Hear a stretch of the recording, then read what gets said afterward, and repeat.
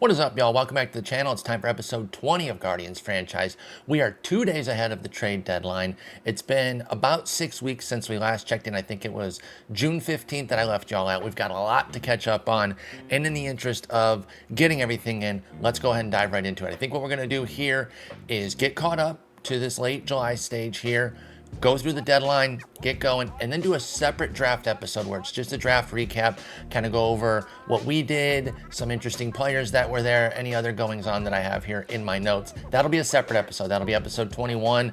That way it's standalone. You can dive into it if you want. You can gloss over it, see the picks at the front end, however you want to deal with it, because I know not everyone likes the draft equally, so I try not to mix it in episodes that also have a lot of gameplay there. I want people to be able to choose what they want with regards to the draft. So that's gonna be the next episode. I might incidentally cover a guy here or there, but for the most part, that's gonna be covered in 21. So we did start on June 15th, as I mentioned. Shortly thereafter, Royce Lewis and Tim Herron got hurt. You see Tim Herron's injury diagnosis right here. Partially torn labrum, 3 months, so he's cooked. I think the Lewis injury was, the Lewis injury was during this period here. He's back now, so I have to go back and see when exactly he went out because I didn't mark that on my sheet. Injury history. Yeah, 2 days later. 2 days later, he fractured his finger. Now he's all the way back, thankfully. I guess we didn't get an email about it, which is kind of interesting. I guess, a 3-month injury is a pretty big deal, and Lewis's was 3 to 4 weeks, so I guess they don't email about it, but whatever. He's back. Herron obviously out, no good there. Andres Jimenez also got hurt, but he had been hurt, and he returned in late June. I put a note on that. But then we had some ups and downs performance-wise. Now, cut to the BS, or cut through the BS and get to the story here. 59 and 42, things are going well. I'm not gonna do some big lead up to try to make y'all believe that we're not having success. We are still having success. We're second in the division. We're 9 games back, but it's been a little bumpy since we last checked in. Our June record was 15 and 11, not too bad, but we're 12 and 12 here in July. I do love that our struggle month is a 500 month. That's a great position to be in, but we lost 6 straight at the Dodgers and Giants here to cap off June. Actually, not quite cap it off. We did have the 2 games here against Arizona, but we went into the end of the month here on a pretty ugly run, going 1-7. Then we flipped the calendar to July. We do win that first game against Arizona to take that series, but then go 2 of 4 against Tampa Bay, drop another 2 of 3 in New York against the Yankees, win 3 out of 4 at Boston, which was nice going into the break. We come out of the break with 3 out of 4 against Toronto, but then lose 2 out of 3 to Detroit at home, and then get swept 3 straight by the Mets at home. And here we are 1-1 against Milwaukee when I decided to stop because a lot has gone on and I wanted to kind of see what was what. So we're going to get into the All-Stars here in a moment. I did want to do a little check-in on the guy that we traded this offseason, a pretty strong piece, George Valera. Like, we knew what we were doing when we traded him. This was supposed to be, a give to get type of situation. It's not like we were surprised that he was a good player, but the fit was tough. Basically, just being left-handed was really, really working against him. You throw in the fragility, and that's what led us to the Lonnie White Jr. deal, where we just traded straight up for a guy who's 2 years younger, right-handed, which fits our lineup a little bit better, and doesn't have durability concerns.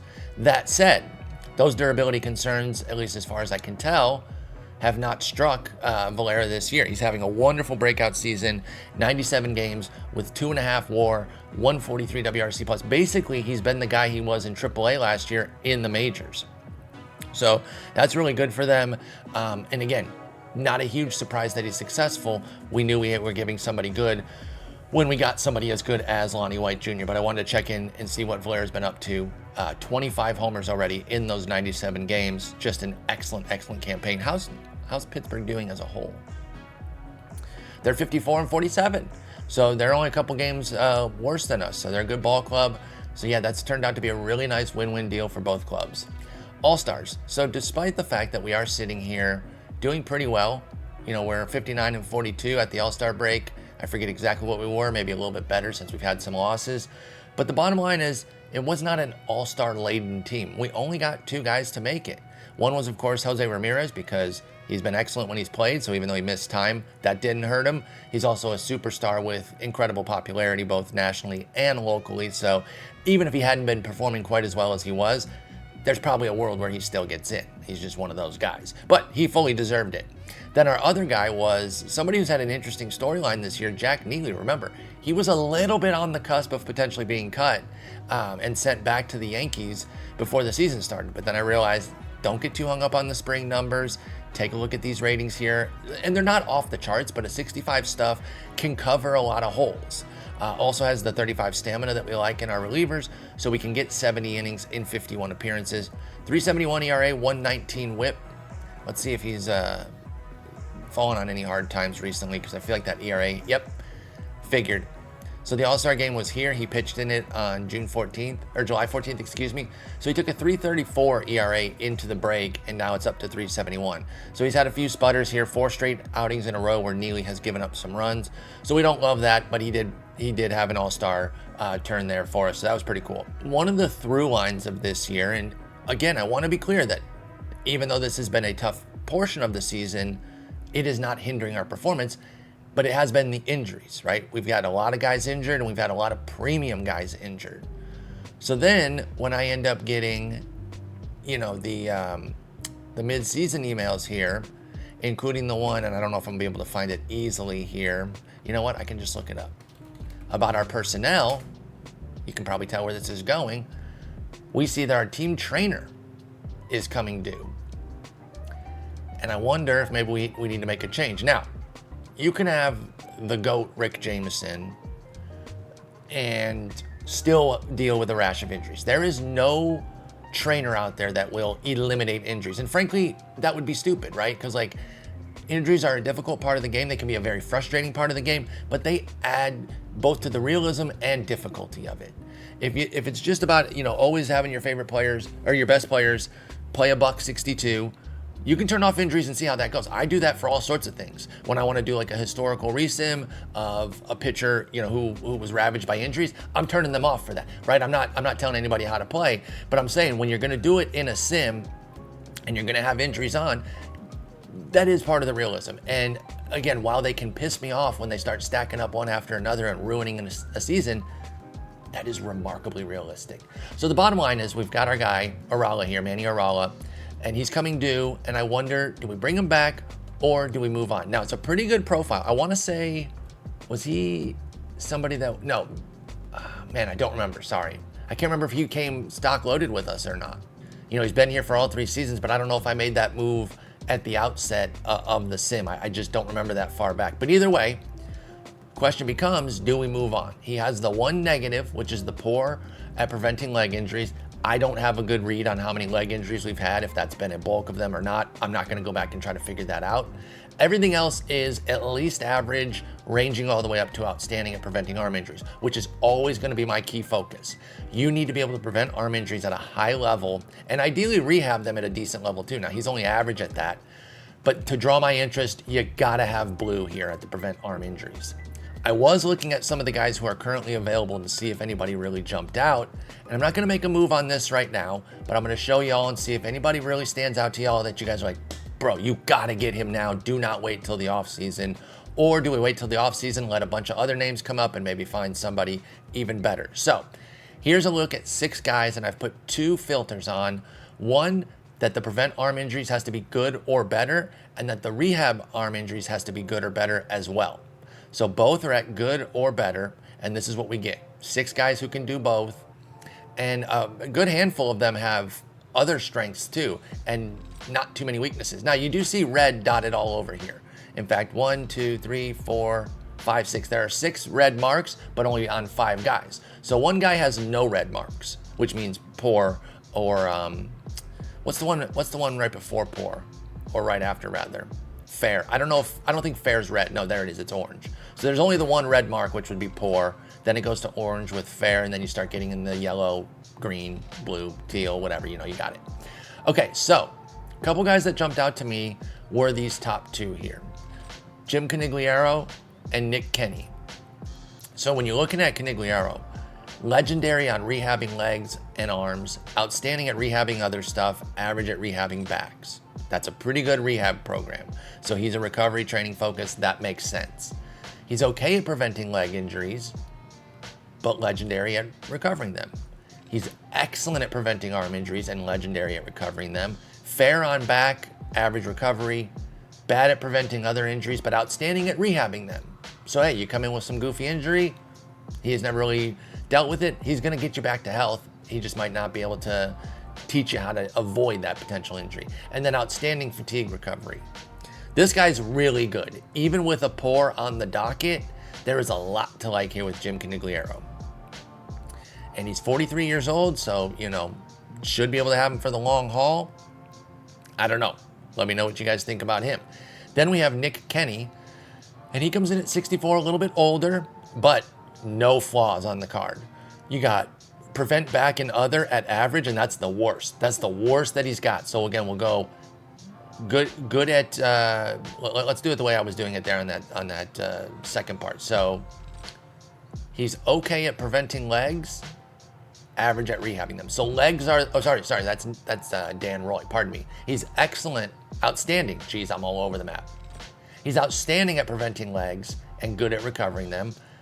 Excellent at preventing arm injuries, good at recovery. Average preventing back, legendary recovery. Average preventing other, good recovery. And then good fatigue recovery. So not as many, not the higher heights of Canigliaro, but not the lower lows of Canigliaro either. So these are the two that really jumped out. If any of these other four really do something for you, you're gonna have to sell them to me, because I think there's enough negativity on these guys that they don't really surpass Canigliaro or Kenny. So we're gonna leave it right now. But if the only thing that would change would be, as we're going down the stretch run, if we get 3-4 more injuries and I just go hastily into changing somebody. And I'm not above that, so I want to make sure that that's on the table. But this is what we're looking at with these two right now. And then the other option would be wait and just get a deeper pool after the season and see who's available. I'm open to really anything right now. I'm just kind of curious where y'all are at and if you have any real takes on it. So in relation to that, and this happened after, right? I got the notice that Orala's about to be coming due on his contract, and we've been dealing with a bunch of injuries. By the way, at 420,000 salary, that tells me that I did that. That's just my guess, because I'm immature. And so, if a minor league guy's making 69,000 or a major league guy's making 420,000, I'm gonna guess that I made that move now that I'm seeing that. But anyway, later we had another big injury. And I did make a big move based off of it. So I can't show you the injury on the player without giving away what we did. So let's make it all one big thing here. Let's go over to our history real quick. I'm going to set this up. Draft history. And last year, what did we do? We went a little against the grain, against what we normally like to do. We got a little frisky with some low work ethic guys, hoping that the talent would kind of supersede that and make them good. Our number one pick was Chase Shores. He is the one who got hurt. Torn labrum, 6 to 7 months. It's now down to 5. So it was about a month ago. And I traded him, y'all. I traded him whilst hurt. I don't think I've ever done something like this that I can immediately recall, where I trade a first round pick from the year before right after they got hurt. So we sold to a rebuilding ball club saying, hey, do you want a chance at a first round pick here? Do you want to basically buy a pick? And you're going to see what I mean when I show you the deal, because we took on some veteran talent, made them keep a bunch of the money. So basically, in essence, they bought a top prospect, which I think is the right move to do. When you're a rebuilding ball club and you're having a failing season, if you can go out and do this, like what the Mets did last year with the Scherzer and Verlander deals. The season was a flop. They realized, hey, this isn't going anywhere. Let's get something. And the financial resources that they could leverage to get those good prospects in those deals by paying Scherzer and Verlander's contracts makes a lot of sense to me. So this one I feel pretty good about. I talked about during the last episode about having some reservations with Royce Lewis, and one commenter pointed out something that I think is really the crux of it. Having them take the money was, I think, the part where it really diverges from realism. And that is the part that I do regret. Now, I'm not going to go undo it or anything like that. I'm going to learn from that and be tighter on something like that. When I think the deal's borderline maybe, and, because even I was kind of debating with it, like, could the Twins really do that? Like, maybe. But they certainly wouldn't keep the money. right? If they were going to do that, because the concept was they're a bit of an older team, and while Royce Lewis is one of their younger guys, let's give them a markedly younger guy and see, if that makes sense. Like, they can set the cycle back a little bit with a really young guy on Khalil Watson, and then help themselves that way, even though they're trading a contending piece or they're trading while contending, excuse me. Shouldn't have taken the finances with it. This deal is all about the finances, because this is the way that it makes sense to trade the number 18 overall prospect, even whilst hurt. Because I didn't lose all hope in him. This was more about pushing in a chip that is now going to be set back a bit. Obviously, nothing going to happen this year, and then probably not going to be contributing until sometime next year. Also has the low work ethic and intelligence, which scares me with a big injury. And so that led me to this move. And this is a biggie, y'all. This is our fundamental move probably for the break. I don't even know if we're going to make another one. We'll talk about it in a moment. But I called up the Cards and I said, let's get me some pitching. You guys have got some older pitchers. What do you give me for Shores? Turns out they were willing to play ball. They gave us Sonny Gray at 36 years old, who currently has a 3.77 ERA, 120 whip with them. That's what he had with them when we got him. He's had 2 starts with us, and they've been okay. We got Jojo Romero, a lefty out of the bullpen, 29 years old, going to be 30 later this year. 70 stuff, and then 55s all the way down from there. Having a modest season with them, where the skills were okay, despite a little bit of a high walk rate, but like you could see how this could be solid. Extreme ground ball. He is a side armor, which is a little dicey because he's going to have a split, but it's a manageable split. So it gives us another lefty, and so far with us, 5 2/3, he's been excellent. It's 5 2/3, so we're not going to freak out, but so far so good. And we got a third pitcher. We were able to get 3 pitchers from them, the other one being Keegan Aiken, 31 years old, less stuff but more control than Romero. And he's been excellent, 7 2/3 scoreless with us. He was having only a 4.55 ERA with the Cards, but a 20% strikeout minus walk, which is an excellent ratio. And I'm like, with a 119 whip and 20% strikeout minus walk, you deserve better. The thing that was holding him back in St. Louis was a 1.6 homer 9, and he's only got a 50 home run rating. So the homers might crop up with us. So far, so good. He's at 0, but we'll see how it goes. So we got 3 veteran pitchers for Chase Shores, and they kept a bunch of money. On Gray, he's an expiring deal. They ate 80% of it. He's not expiring. There's a team option for 30 mil that I don't see us taking. So we're operating as though he is an expiring deal because of that. And there's no buyout either. Wow, how'd they get away with that? This is probably his real life deal. That's why. It's probably just his real life deal. Because I know in the game, they don't usually like to do anything without a little buyout there with the team opti. So there you go. They're paying 80% of that. They're paying some on these guys too. Romero, 85% of his 4.5 mil. Okay. And then Keegan Aiken, 85% of his 2.24 mil. So, they're paying most of the money here, but they basically bought a prospect. So this one with the money and everything, this one I feel 1,000% fine with. I have no reservations about this. I think this makes a lot of sense from a realism standpoint, especially in light of what we saw the Mets do last year. I think that's your easiest comp for it. That makes a lot of sense for a team that is sitting at 45 and 56, looking to improve their farm system. They just got the 18th prospect in the game. Now, he'll probably go down because of the arm injury. Let's not pretend that he's at the same peak that he was before the injury, but they bought a distressed asset for money and pieces that were going to be off the team next year, probably, because I doubt that they were going to pick up Gray's option at 30 mil, or a couple nondescript relievers that are like fine. They're late 20s, early 30s lefties, whatever. Selling them separately wasn't going to get them anything special. Gray was the piece, and it got them a top 20 pitching prospect. So that was the huge deal that I did off of the injury, thinking we got to do something. And this is a way to really do something. Because as I kept looking at things, despite some of the struggles that we've had, and I mentioned, just being 12 and 12 here in July, that's our worst month. So we've dealt with a rash of injuries.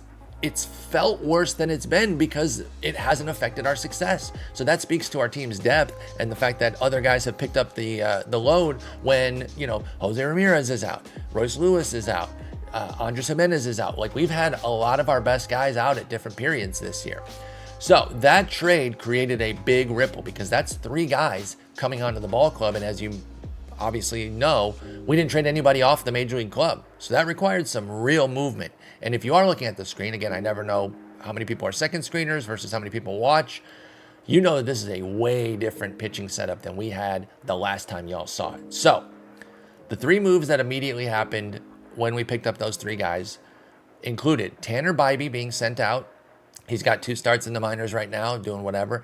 But he had a 4.64 ERA, 134 WHIP, and 10% strikeout minus walk. That's not getting it done. Like, he's a decent pitcher, but he's got low work ethic. He often gives less than 100%. He's 55s down the board, well, 50 stuff and then 55s on everything else.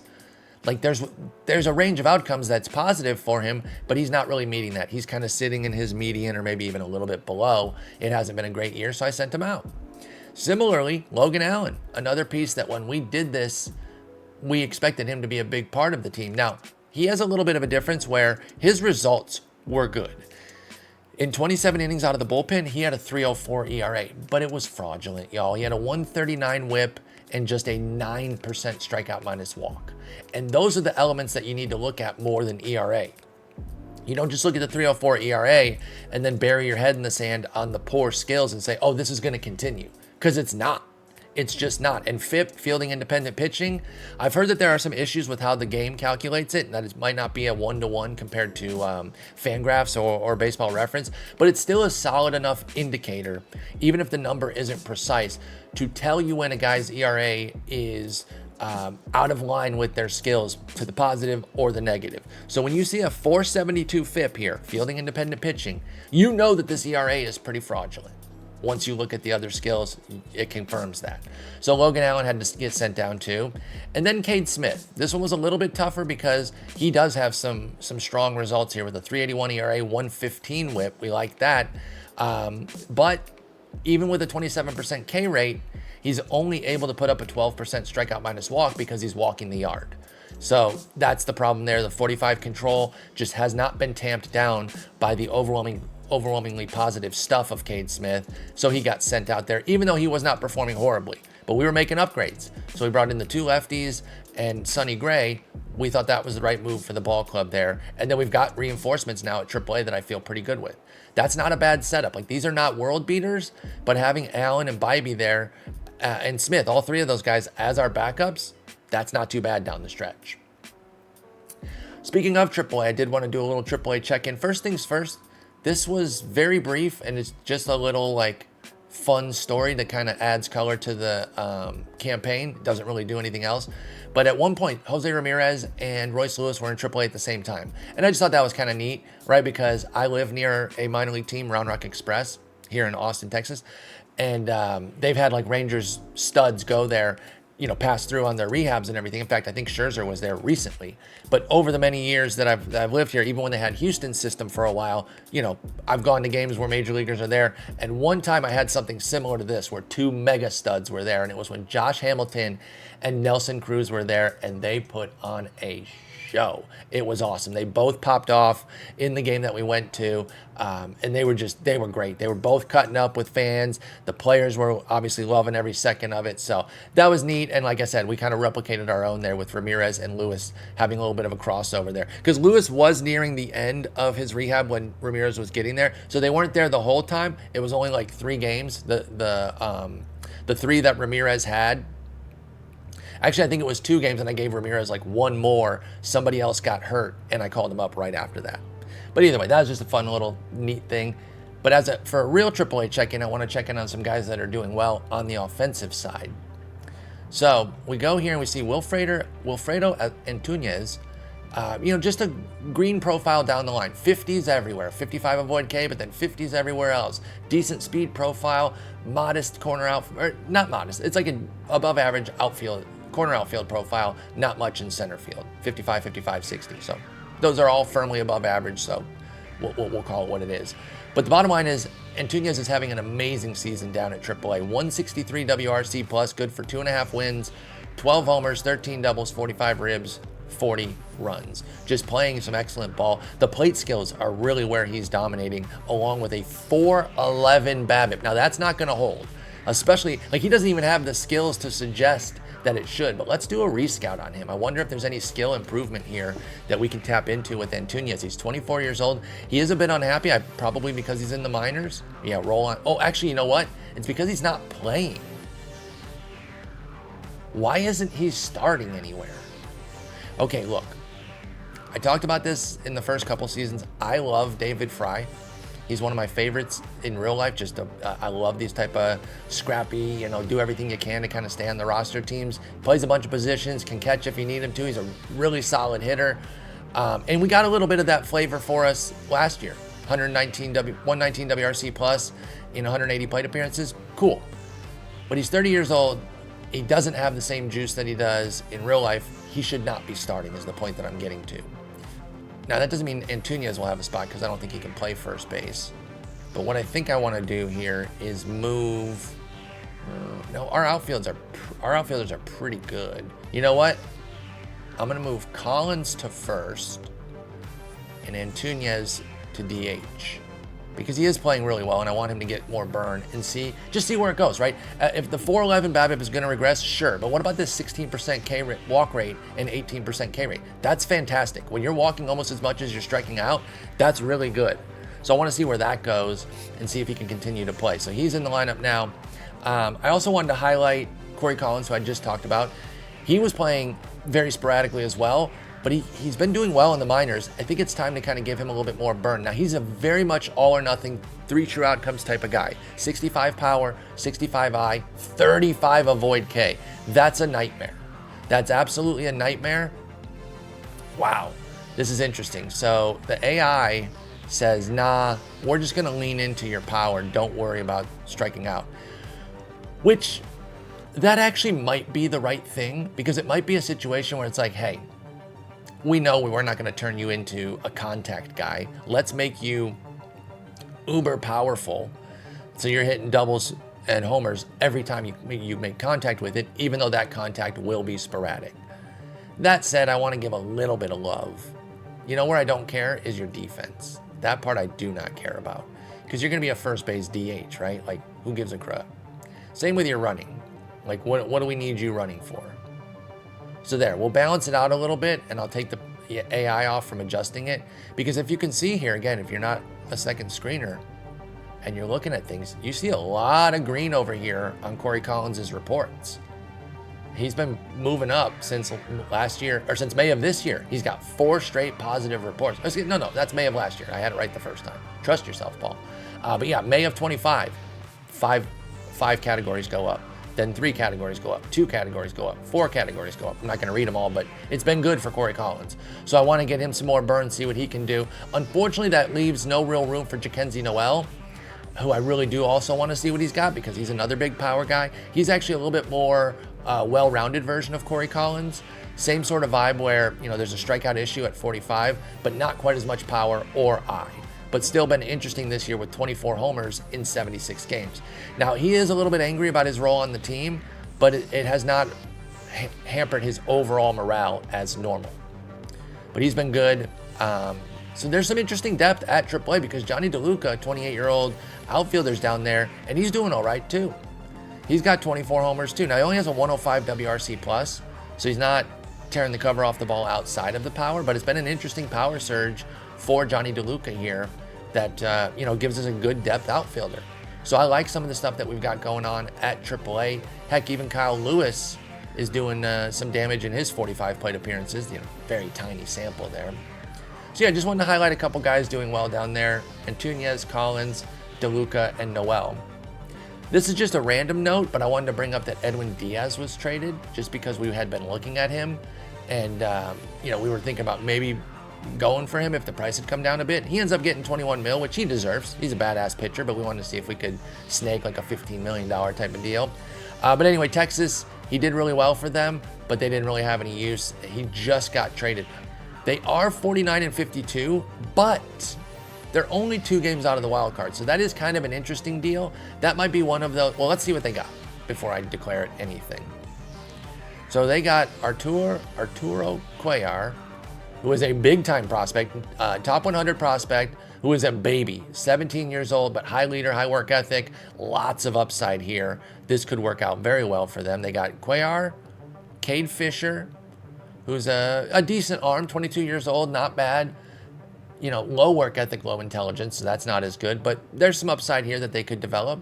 And Jerming Rosario, who is at AA, 24 years old, kind of a decent filler arm, could make the majors maybe as like a middle reliever, but nothing too special. I will say, they're 3 games under 500, only 2 games out of the wild card. So you can make a case not to do that, but that trade makes sense from a long-term perspective. And that's the kind of trade that I would be open to making, where you're in fringe contention, but trading your closer can greatly help the future. So you do that, and you just hope that you've got another pitcher who can really lock it down. And right now, Tanner Scott, he does have a 2.14 ERA. It is a 1.28 whip, which is very high, but he has been getting the job done because he's keeping the ball in the park, 0.3 homer 9, and he's not allowing too many hits, 6.4 hits per 9. So they figure we've got a guy who can do the job. We can get these prospects and really focus on what we're doing going forward because we're only fringe contenders. Now they have the number 6 overall system with 1, 2, 3, 4, 5, 6, 7 top 100 guys and another 6 in the next 100. So you see why they have a deep system. So yeah, that deal makes sense. And then from the Dodgers' perspective, they are 70 and 31. They're awesome. They're just adding luxury pieces. That's all. They're just adding a badass closer. That's like the cherry on top of an amazing team. They had Brusdar Graterol as their closer, and he wasn't doing super well. 4.07 ERA, 136 whip. So they said, let's get somebody better. They have Evan Phillips still, too. He's been excellent. But just like the real-life Dodgers, they never really want to fully entrust him with the job. They like to have him in that middle role, I guess, or that stopper's role, really. So yeah, that was just a random trade I wanted to bring up because we had some interest in Edwin Diaz. So that's it for my checklist. Now, I want to move forward a bit with y'all and see if there's anything else we want to do. My guess is probably not. Because we made that big, huge deal, first off, I don't think we really have any money to take on. Yeah, we have $427,000, so it's going to have to be like an even money or negative money deal. And also, like, needs, right? I said this earlier in the year, we're not a perfect team. Probably on paper, not even better than Baltimore, but where do we really have legitimate upgrades that we can make? You see the starters ERA is down at 13th. Well, that's why I went and got Sonny Gray to help that. Not that I judge everything off of ERA either, though, right? Because I also look at the fact that, you know, we're 5th in pitcher WAR, 2nd in walks, 3rd in strikeouts, and I'm like, I think we're going to be fine.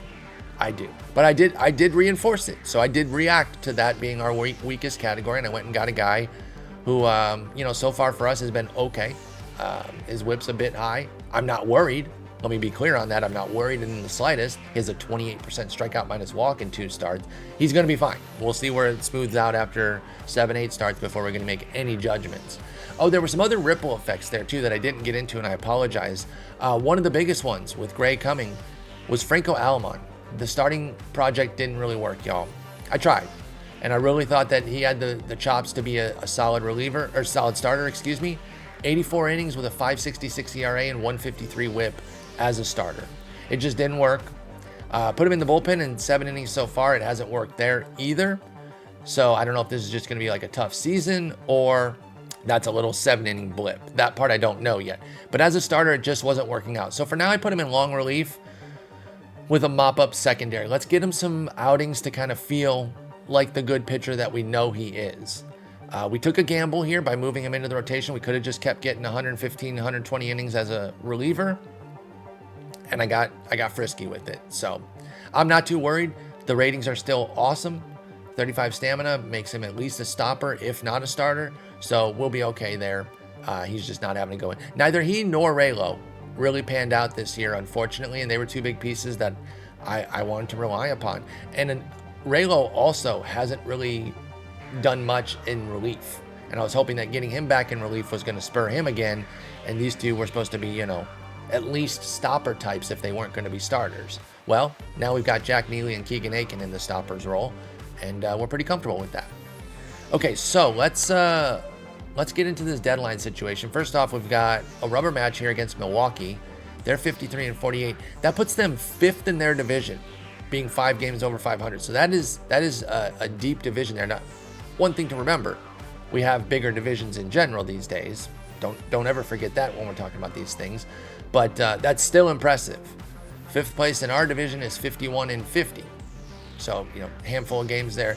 5th place in the AL Ryan division is 43-58. 50-50 in the Koufax division. So they're the best fifth place team out there. And yet they're still 4 games back on the wild card. Wow. So it's a tough battle out there in the National League. You got 3 teams with an above 500 record that are out of it, and then 3 more that are 500 or 1 game under that are also out of it. So the NL is an absolute fight. In the AL, we are clear, far and away the best wildcard team, even on a 3-7 in our last 10. But then it gets really tight from Detroit all the way down here to Texas Rangers. You got Detroit, Tampa Bay, and Boston who are in right now. And then Yankees, Twins, who are 1 game back, and the Rangers 2 games back. And that's what I was saying about the Rangers with that Edwin Diaz trade. Like, they're very much in the wild card contention, but you can figure out a closer for 2 or 3 months if you're going to improve your team as much as they did with that. So let's take this last one against Milwaukee here.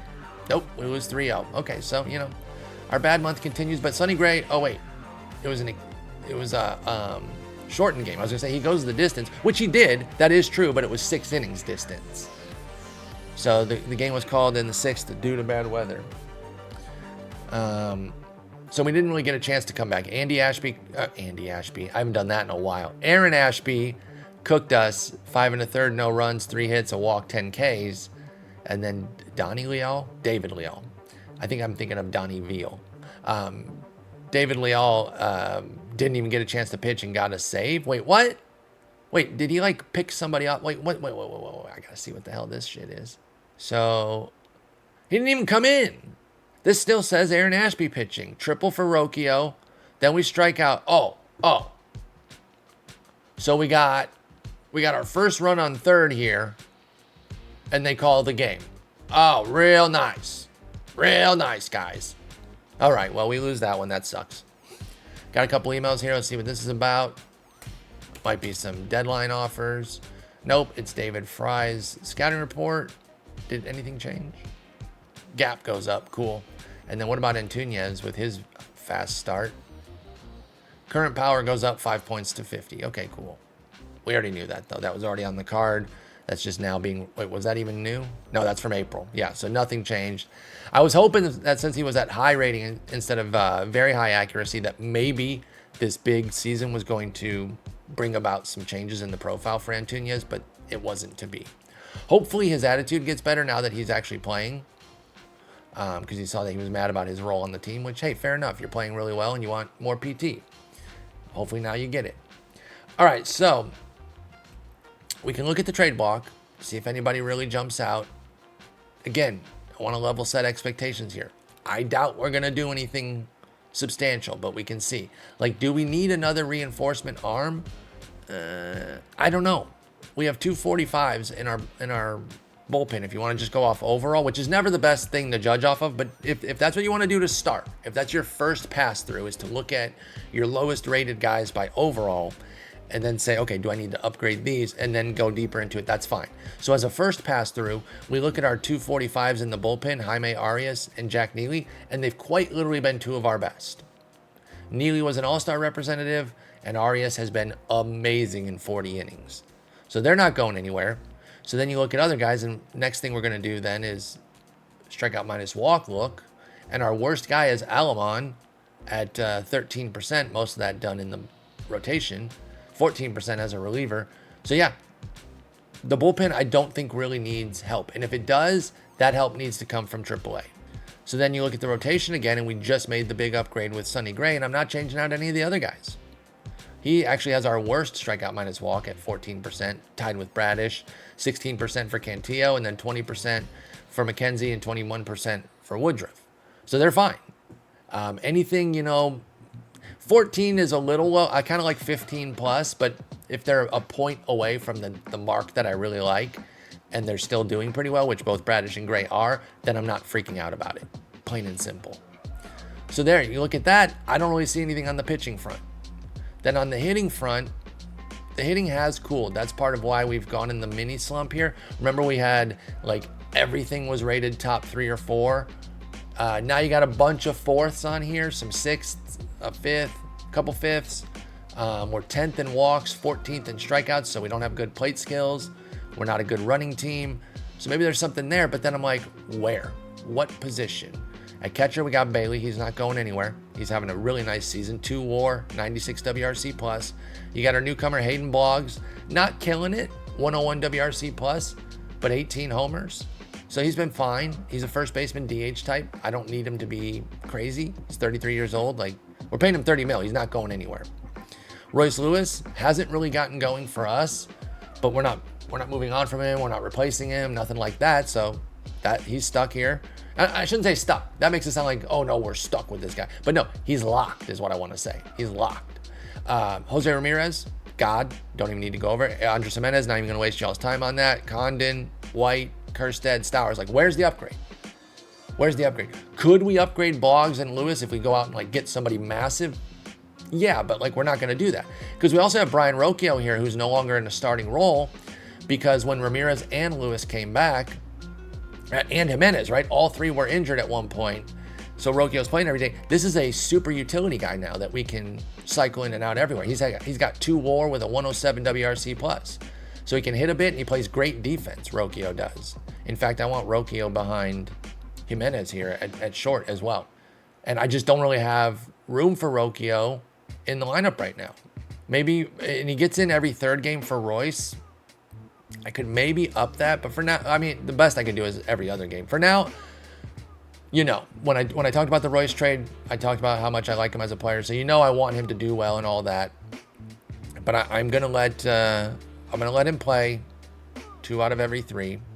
Oh, and then we got Rocchio coming in every 4th game at DH. I mean, his bat isn't amazing. DH is not really the best way to use him at all. But I just want him to mix in enough. And, well, Stowers does cook, right? You know what? I'm going to take that off. That's just not the best use of Rocchio. If anything, Naylor, whose bat has now come down, it was going pretty well for a while.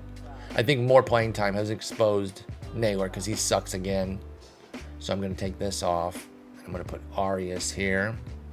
I'll still leave it on every 4th game because I don't need Bailey being run into the ground. We need him healthy for the playoffs. He is an instrumental part of this ball club. So I don't mind him getting a decent number of off days there. But Bo Naylor doesn't need to play as much as he was. I'm also, oh geez. Only that Milwaukee game has been simmed with Jose Ramirez batting 7th. I just noticed that. You can roast me for that. That's definitely funny, but thankfully it wasn't a bunch of games. I think this looks good. Okay, so again, the bottom line doing that rundown there was where are the real upgrades without having to make another fundamental trade though too. You also have to understand that like if we're going to upgrade, it's got to be somebody that's really worth going out and getting, in which case then we're cutting back into our prospect talent. And we already traded a big prospect, so I don't want to do that again. So I got to be honest, y'all. I think the Sonny Gray deal was the deadline for us, and that was a massive deal. We got 3 pitchers in that move. We can look at the waiver wire. Oh, I see Josh Spores. By the way, throughout the entire Texas run through the playoffs last year, whenever they talked about him, which was damn near every game, it sounded like they said my name. I don't mean to be such an arrogant twat, but every time they said Spores. First off, my last name is Spore without a plural, but I'm just like, what? Did they say my name? Because the SB almost gives an SP sound. But anyway, he's on waivers. Like, he's pretty good, skills-wise, but is he an upgrade? Or are we just picking up another guy that then we have to send down another one of our guys, and then it becomes a hassle? I don't see him being a clear upgrade over anybody. See a clear upgrade over Raylo? No. Alamon? Of course not. And I'm not moving the rest. So again, I think our moves are done right now. The only thing that would change that, and I hope this doesn't happen, but it would be an injury. Well, actually, we don't even have a game today. So it can't be. We can't have an injury on the 30th unless somebody falls while they're at the club or something, which I don't want to happen. So here we are on deadline day, and, you know, I'm inclined to just kind of blast through it, y'all, and let them figure something out. Now, if you think that I should be making a move somewhere, Obviously, I won't be able to do it because I'm going to get through the deadline here on the episode, but feel free to let me know that you think I should have done X, Y, and Z. I'm still open to that feedback. Obviously, I wouldn't be able to act on it, but then I can use it going forward. You know, if you present an angle that I wasn't particularly looking at, I'll be, oh, okay, so next time I'm in that situation, I'll be mindful of that. So I want to be clear on anything that if you want to make a comment on it, even though the action cannot be put into place, I'm still interested. I still always curious on y'all's feedback on things, like people giving feedback on the Royce Lewis deal. There were other people that said, hey, we thought the deal was fine. And by the way, even the person who said that it was a little unrealistic admitted A, he was a Twins fan, and B, didn't say it was like the stupidest deal ever. How could you possibly? But he made some good points saying like, they're not also going to keep that money too, which I agreed to. All right, so we got an offer for Rhys Hoskins. Like, no. I like Rhys Hoskins in real life, but he's having a dreadful season. What the hell would he upgrade for us? And we got to give you Bo Naylor and DeLauder. I know I'm pissed at Bo Naylor and at DeLauder, to be honest, because I had some expectations for him coming into this sim, and he stinks. But I'm still not going to give a 26 and 24-year-old with some upside for a 33-year-old first baseman. Are you guys drunk? Stop coming to the deadline lit. You can't do that. All right, so let's see if any of these deals are high impact here. Jose Quintana's going to the Red Sox. He's pretty good. I did look at him. He was on the Cardinals, and I like the 65 home run suppression. But the rest of it came up a little light. And when I saw I could get Sonny Gray, that became more appealing to me. They're giving Yoelan Cespedes. Is this another Cespedes brother? I'm gonna guess because of the Yo at the front end of the name and the Cespedes last name that they're related. Correct me if I'm wrong on that for sure. But I feel like that is.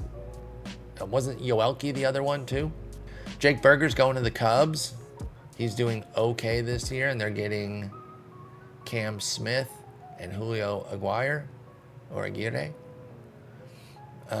Let's see here.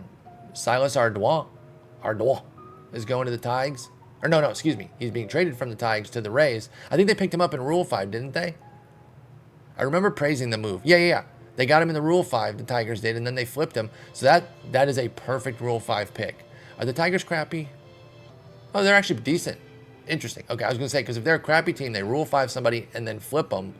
That's a huge deal. Now, they can still have done well here. They might have traded for current help. Actually, it kind of looks like they did. Looks like they got some depth. Ryan O'Hearn for the big league club, and then Willie Vasquez, who's in AAA but having a great year down there, could come up. That's not a bad deal. If they think their catcher situation is set up well enough that they don't need Ardois, then that's not a bad deal at all. So they got Dingler, who is a great defensive catcher, modest bat, and then Eliezer Alfonso, who is a decent backup. Yeah, so that makes sense. That's a good deal by the Tigers there to flip a Rule 5 pick into some real stuff. See if there's anybody else that jumps out here. Lucas Giolito going to the Cubs. So the Cubs making moves. The Cubs are 64 and 37, 6.5 back of the Dodgers. So they're trying to reinforce for a run. Lucas Giolito here, 60 stuff, but the 45 home run is very, very scary. If you're giving up 2.3 homers per 9 in San Francisco, what the hell are you going to do on a windy day in Chicago? Yeesh. I get it. Like, it's an interesting buy from the standpoint of like, 2.3 homers is a pretty obscene number, but he's been a homer guy his whole career. But if the Cubs think like, okay, we can mitigate that, maybe they think they got something there, sure. Miguel Amaya was a big piece going back to the Giants there. They also got Carson Bowen, so they got another catcher, the Cubs did. Let's see if there's anything else that jumps out. There's the Edwin Diaz deal. Devin Williams is going to Cincinnati, a Cincinnati contending. Yeah, they're 54 and 48. They got themselves a new closer in Devin Williams, and he's having an amazing year. 180 ERA, 0.93 whip. What did they give for him? Jamer Candelario. So Candy goes to the Brewers. Are the Brewers good? Okay, so this was a compete deal. I like these. I love these, in fact. And I think there's some of these that are viable for real life this year with some teams that are competing that can trade pieces from their major league club that are helping, but traded from a strength to help another position. So the Brewers get Candelario, who they put in at third. Now he's not having a great year, so they're hoping for a rebound because his skills are still decent. He's still a solid little hitter. but he's replacing Alec Boehm, who wasn't doing very well and has a similar profile. Now, Candelario's ratings are better. He's green or teal everywhere, and Boehm has yellow, gap, power, and eye. So it's an upgrade, but shouldn't he get a little more for Devin Williams? Far be it for me to make that judgment, but probably should get more. Jefferson Caro has usurped William Contreras, which is really surprising, not because of anything negative on Caro. He is an amazing defensive catcher. Who isn't once you're in Milwaukee, with a good bat. But it's a little difficult to look at because in real life, William Contreras is arguably the best catcher in baseball right now. He also has a great bat and a great glove. They have the best catching situation in baseball. Two guys on the right side of 30. Contreras is only 28. Caro's 23. I mean, I would just every other day these guys back and forth. Or, in real life, figure out the pitchers they both work best with and hopefully kind of get like a, Caro works with 3, Contreras works with 2 type of vibe. Because that's an amazing situation. Oh, they have Trey Savage from East Carolina. I learned about him during the World Series, I think, last year. Because I think East Carolina played my Longhorns, if I recall correctly. But then he was prominently featured again this year. That's an amazing name, Trey Savage, especially with Savage being such a part of the lingo now. I know it's a bit older now. It's been around for a while, everyone calling everything Savage, but that's still like pretty cool to have that as your last name when that becomes one of the big slang words. They can say, "Oh, Trey, you savage," some shit like that. Whatever, you get it. But anyway, that's an interesting deal with Milwaukee and Cincinnati. It's a win-win deal for both. Like they're both trying to stay competitive. I think the Reds might have gotten the better of that because they simply slot Ellie back into third, and he's been a god. Maybe Ellie's been playing third all year, and Candelario was either at first base or DH, where they now have Sal Stewart and Christian Encarnacion Strand. Bottom line is, I think Cincinnati wins that deal. I'm getting a little too bogged down on that one. See if there's any other deals. Peyton Stovall going to the Pirates for Steven Matz. Matz having a decent enough year. Flopped in his first outing with the Pirates, but it was literally 2 innings, so who gives a shit? All right, any other names jump out to me here? Chris Paddock, is he any good? He's decent. Not having a great year. Decent ratings, but too many homers. What's new? Jason Adam going to the Mets. Okay, reliever. Parker Coyle for Luke Jackson. Yeah, nothing else there. Okay, so nothing else really jumps out. So let's go ahead and get through these sims here and see if any other big deals come through. Because we are not doing anything. If somebody offers us something that's like really impressive, I'll take a look. But absent that, I just don't see it. And we haven't seen any other deals come through either for the league, which is interesting. I think this is the last period here. Oh, last second offer here from Charlotte for Ronnie Enriquez, who I've had in previous years. Last year, he was a good pickup in a lot of sims. Not a bad pitcher, but just not what we need. 26 years old. Charlotte, you should be hanging on to a 26-year-old solid pitcher. They want Alex Mooney. So it's already a non-starter here, 1 for 1. But then they also say throw in Carson Messina, who like isn't amazing, but I don't think I would do it 1 for 1 for Messina, let alone having to throw in something else. Okay, this guy hates his life right now. He is angry about the team record, his performance, his role on the team chemistry. He doesn't handle losing well. This guy's having a rough one. Well, I mean, Lake County's not doing much better. AA not doing much better. This is a constant plight for me, y'all. And if you have suggestions, feel free to let me know. But I do not know how to find consistent success on the minor league teams. I really, really don't. They constantly suck. Except for AAA. I eventually often get AAA in a much better state. I'll move this guy just to get him onto a different team, even though it's not going to change much. But yeah. Like my AAA team's doing well. I can usually get down as deep as AA, the top 2 levels. But from high A and below, I almost never, ever see team success there. And I don't know what to do. Do I put a bunch of like 28-year-olds down there to like artificially help it. I just worry about it from a development standpoint. Although at the same time that I say that, it's not like we never have prospects develop. I think, okay, in fairness, I think in the case of the A-ball team, this team just sucks. If you just look at their potentials, we have 140 potential who, according to the computer, shouldn't even be there. And then everyone else is 35 or lower. And there's only 4 guys that are 40 or above in high A. So these two teams sucking, okay, that makes more sense. But like the ACL team is prospect loaded. Like, why are they so terrible? Plus they have 59 players. That's because of the draft. Oh, and another thing, I'm glad I'm remembering this right now, because the draft was 30 rounds again this year, and that was an accident.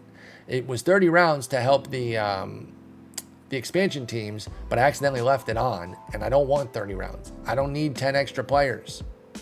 It's too much. Where do I change that? Maybe I can't do it until next year. Nope, right here. So, okay, I kind of want to wait until it clicks over to next year's draft. So I'm going to do a reminder for myself. I don't know. I just get a little sketchy about changing anything that's like, I don't know what it would do. It's not going to undo the draft or erase those 10 rounds. Although even if it did, I didn't get anybody in rounds 21 to 30 that I'm like, oh yes. But I'll just wait till 27 is the draft that's being shown there. So let's do this. Create a note. Remind me 60 days. Change draft round back to 20. And remind me about that in 2 months. Hopefully that works. Cool. Go back. There's a note. Neat. And you know what? I will do recurring just in case. Because if in 60 days it still hasn't turned over, then I just want it to remind me in 2 months after that. Okay. So the deadline. Dunzo. Coming up on about an hour. Now, I will say the structure of this season wasn't quite what I wanted. Generally speaking, here's kind of how I want to lay things out. I want to be a little bit more structured with things. You know, I've talked about trying to have some of the episodes be shorter too. Not all of them. Sometimes it's going to be an hour plus, and that's, you know, I don't mind that. I know most y'all don't either. Again, none of this is in response to anybody complaining. I just want to be respectful of people's times. I know a lot of y'all like to watch other content creators too. And so with that, I want to have more digestible episodes throughout. So ideally, starting with opening day, there should be a start of season episode, which kind of goes like into May. Then the next episode would join in July, either at the draft or the deadline, depending on how important of the draft it is. Like, right, that would depend on where we are in the competition cycle. Like, we're a competing team this year, so we would take it to the deadline because the draft can be its own separate thing.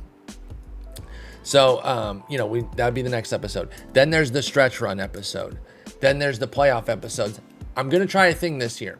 Assuming we hold on to make the playoffs, I'm going to do the playoffs all in one episode, and I'm not going to play out as many games. I'm just going to try it. I like playing out the games. It's a lot of fun, but it can get a bit lengthy, especially if we make a full run. I might just play out like a game, a series, or any sort of, you know what, any like do or die games. When we are on the cusp of either advancing or being knocked out, maybe those are the games I'll play. We're going to try a different structure with the playoffs. So then that's 4. That's start of season, mid-season, stretch run, playoffs. Then off-season setup, off-season finish. So like 6 episodes a season, I think makes sense, right? Something like that. Now this one did get a little disjointed because I came in July or in June with all the injuries and everything, and that I even mentioned at the beginning, like, guys, I didn't want to join y'all here. I wanted to wait a little bit. This is a negative because I'm having to join y'all here. So I think that's kind of the idea of what I want. NotoriousKEV is the guy editing my videos. Awesome. Love working with him. We've also got some other plans about how to make things more consumable if you really are pressed for time, but you want to keep up with things with some, I don't want to spoil anything because we haven't worked out every detail yet, but some things where maybe if, you know, you're 3-4 episodes behind, you got like a one catch-up thing that can be really easy to really get you situated. So more plans on that down the line. But right now, what we're going to do, we're going to call the episode here. I'm going to do the draft episode separate and then do the stretch run. So this season's going to have like 10 episodes because we have the start of the season already. Then we had this episode here, we'll have the draft, we'll have the stretch run, then the playoffs. That's 5 just right there. So that's only 1 extra, I guess, if we're thinking about it that way. But anyway, I'm rambling. Next episode, we are going to finish the regular season and get going into the playoffs. I'm going to end up simming most of August offline. If we pull away, then the next episode is going to join like late September, right? I like doing the stretch run and it's fun, but if we're not playing for anything, then that's kind of wasting y'all's time. There's no excitement, right? Like we're 10 games back of the Orioles, but then 7.5 up in the wild card. How much of August do we really need to watch closely unless we start struggling? If things get tighter, well, then of course we're going to dial in for that. So let me cap this one because like I said, I'm getting rambly as hell here. Be back next episode. We'll be getting into the playoffs, hopefully. Nothing's guaranteed, but we're feeling good about it. Talk to y'all later. Let me know what you think about that Chase Shores deal because that's a big one, trading the guy who we drafted just a year before. I'll cover the draft next episode and then the stretch run after that. Those will probably come out either on the same day or a day apart because, again, the draft is its own thing. I'll cover some other minor leaguers too, maybe do a little update on some of our other prospects because we only looked at some AAA guys. It'll all be like organizational minors focused. So, all right, peace, y'all. Have a good one.